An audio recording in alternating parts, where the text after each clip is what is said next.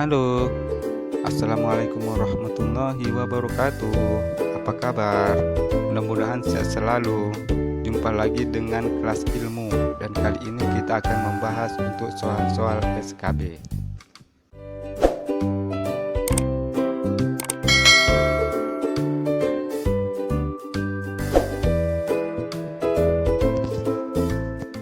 Oke teman-teman, kita langsung saja ke soal SKB perawat bagian kedua. Nomor 1. Proses terjadinya halusinasi menerangkan bahwa individu dengan halusinasi akan memperlihatkan adanya penurunan fungsi ego termasuk dimensi titik-titik.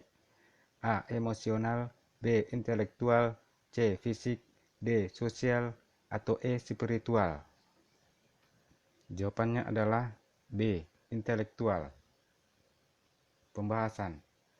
Dalam dimensi intelektual ini menerangkan bahwa individu dengan halusinasi akan memperlihatkan adanya penurunan fungsi ego.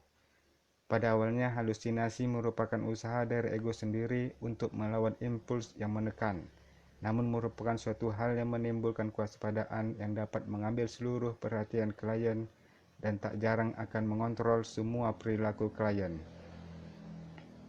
Nomor 2. Seorang anak laki-laki berusia 15 tahun dibawa oleh ibunya masuk ke rumah sakit dengan keluhan sakit perut kanan bawah dan direncanakan akan dioperasi. Anak tampak sangat takut dan bertahan untuk tidak ingin menjalani pembedahan, meskipun orang tuanya telah menandatangani persetujuan operasi. Tindakan yang paling tepat dilakukan oleh perawat adalah A. Melaporkan kepada dokter mengenai penolakan operasi oleh anak. B. Menunda operasi sampai anak setuju untuk menjalani operasi. C. Meminta orang tua mendiskusikan kembali dengan anaknya mengenai operasinya. D. Meminta anak untuk menandatangani pernyataan penolakan operasi. Atau E. Membawa anak ke kamar operasi meskipun anaknya menolak. Jawabannya adalah E. Membawa anak ke kamar operasi meskipun anaknya menolak. Pembahasan. Perawat perlu mengetahui situasi yang memerlukan dan yang harus disegerakan.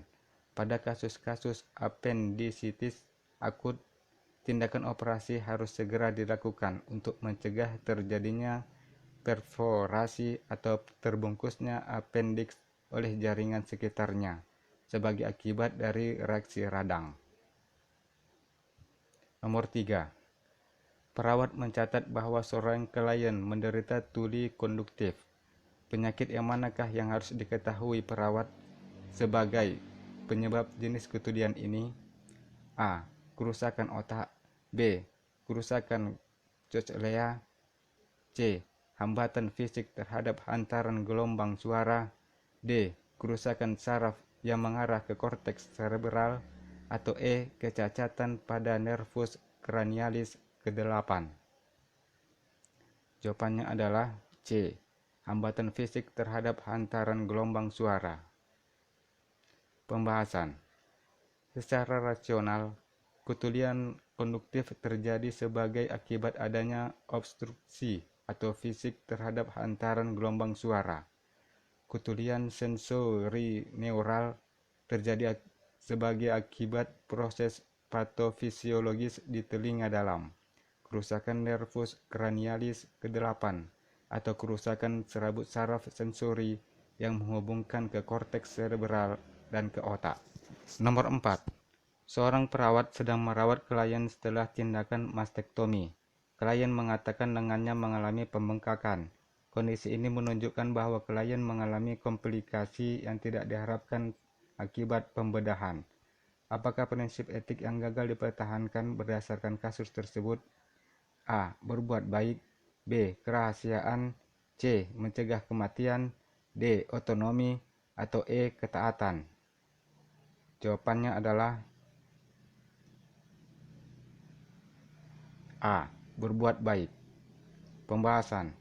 Secara rasional, udema lengan pada area yang dioperasi adalah komplikasi setelah tindakan mastektomi yang dapat terjadi segera, berbulan-bulan atau bahkan bertahun-tahun setelah pembedahan. Komplikasi ini sering terjadi pada klien post-mastektomi dan merupakan kondisi yang tidak diharapkan. Upaya agar tidak terjadi komplikasi relevan dengan prinsip berbuat baik dan tidak merugikan pada klien.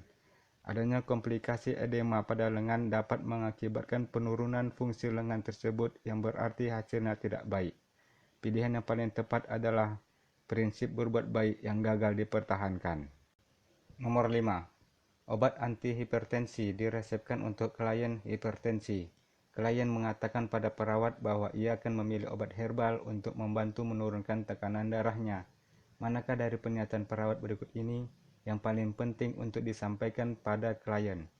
A. Saya akan mengajarkan Anda cara pengukuran tekanan darah sehingga dapat dimonitor dengan ketat. B.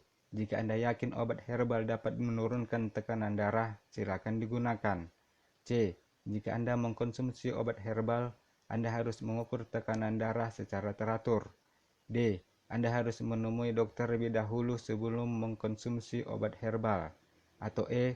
Obat herbal tidak aman dan sebaiknya tidak digunakan. Jawabannya adalah D. Anda harus menemui dokter lebih dahulu sebelum mengkonsumsi obat herbal. Pembahasan. Secara rasional, walaupun obat herbal mungkin mempunyai manfaat, namun tidak semua aman untuk dikonsumsi. Klien yang dirawat dengan obat konvensional harus disarankan untuk menghindari obat herbal yang mempunyai efek yang sama, karena kombinasi dapat menimbulkan reaksi yang berlebihan atau interaksi obat yang tidak diketahui. Untuk itu, perawat menyarankan klien untuk mendiskusikan penggunaannya dengan tenaga ahli kesehatan. Nomor 6. Seorang klien dibawa ke unit gawat darurat oleh tim ambulans setelah mengalami pingsan di rumahnya. Resusitasi jantung baru telah dilakukan namun tidak berhasil. Istri klien mengatakan kepada perawat bahwa klien adalah seorang pendonor organ tubuh dan mata korban sudah didonasikan. Manakah tindakan yang harus dilakukan perawat selanjutnya? A. Minta istri klien untuk mendapatkan dokumen legal mengenai donasi organ dari pengacara. B. Lakukan persiapan pembedahan untuk pengambilan kornea mata. C. Hubungi Yayasan Donor Nasional untuk memastikan bahwa klien adalah pendonor. D. Tutup kedua mata klien, tinggikan kepala tempat tidur, dan letakkan kantung es kecil. Atau E. Letakkan perban kering yang steril pada kedua mata almarhum. Jawabannya adalah D. Tutup kedua mata klien, tinggikan kepala tempat tidur, dan letakkan kantung es kecil. Pembahasan. Secara rasional, saat seorang pendonor kornea meninggal dunia, tetes mata antibiotik dapat diresepkan dan diteteskan. Kedua mata ditutup dan letakkan kantung es kecil pada kedua mata tersebut. Kepala tempat tidur dinaikkan sampai 30 derajat untuk mencegah udem. Dalam 2-4 jam, bola mata dikeluarkan. Kornea bisa ditranspalasi dalam 24-48 jam. Pilihan jawaban E salah karena perban tidak dipasang. Beberapa protokol donor organ menggunakan barutan yang dibasahi cairan fisiologis. Pilihan jawaban C bukan tindakan yang harus segera dilakukan, dan seharusnya klien juga menandatangani kartu donor atau mencantumkan keinginannya semasa masih hidup. Dokumen legal tambahan harus dilengkapi. Prosedur-prosedur resmi mengenai perawatan donor. Nomor 7. Seorang perawat sedang merawat klien stroke dengan hemiparese dextra yang masuk fase rehabilitasi. Saat ini perawat sedang mengajarkan klien agar dapat makan dengan tangan kirinya dan berjalan dengan menggunakan tripod. Apakah teori utama yang mendasari tindakan perawat dalam asuhan keperawatan tersebut? A. Self-care. B. Perawatan holistik. C. Kebutuhan. D. Caring. Atau E. Adaptasi. Jawabannya adalah A. Self-care. Pembahasan. Secara rasional, membantu klien yang mengalami kelumpuhan antara lain makan dengan menggunakan tangan yang sehat dan membantu klien berjalan dengan menggunakan tripod adalah upaya yang dilakukan perawat agar klien dapat mandiri dengan keterbatasan yang ada pada dirinya. Perawat berupaya memandirikan klien sehingga dia dapat melaksanakan aktivitas tanpa bantuan setelah pulang dari rumah sakit. Strategi mengerjakan soal. Catat kata-kata penting, utama. Jawaban B, C, D, dan E adalah benar, tetapi data terkait aktivitas yang dilakukan perawat kurang mendukung untuk mengarah ke suatu teori tertentu. Pilihan jawaban yang paling tepat adalah A, karena fokus asuhan keperawatan adalah memandirikan klien sesuai teori self-care. Nomor 8. Saat melakukan pemeriksaan jantung pada klien dengan gangguan katup, hasil auskultasi perawat mengindikasikan adanya murmur. Manakah dari pilihan berikut yang menggambarkan suara murmur pada jantung? A. Suara normal. B. Suara dup-dup. C. Suara menyerupai tiupan atau angin yang menyusup. D. Suara yang menyerupai gesekan antar kulit. Atau E. Suara mendadak, kutukan dengan nada tinggi. Jawabannya adalah C. Suara menyerupai tiupan atau angin yang menyusup. Pembahasan. Secara rasional, murmur jantung adalah suara abnormal jantung yang dideskripsikan sebagai suara hembusan yang lembut. Suara dup-dup adalah suara normal jantung yang mewakili S1 atau suara pertama dan S2 atau suara kedua jantung secara berurutan. Pericardial friction group didefinisikan sebagai suara gesekan yang kasar dari suara jantung. Suara klik dideskripsikan sebagai suara hentakan mendadak dengan nada tinggi. Nomor 9.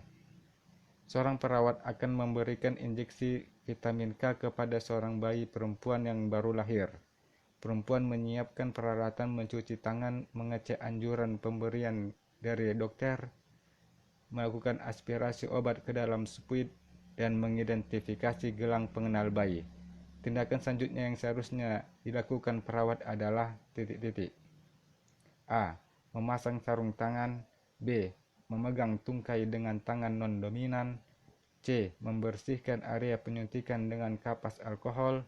D. Memberikan penjelasan kepada orang tua. Atau E. Memilih area penyuntikan. Jawabannya adalah E. Memilih area penyuntikan. Pembahasan. Pertama, lakukan pemilihan area penyuntikan baru memasang sarung tangan. Kedua, pemberian penjelasan kepada orang tua harus diberikan sebelum alat disiapkan. Dan yang ketiga, setelah memasang sarung tangan, barulah memegang tungkai dengan tangan yang non-dominan dan membersihkan area penyuntikan dengan kapas alkohol. Nomor 10.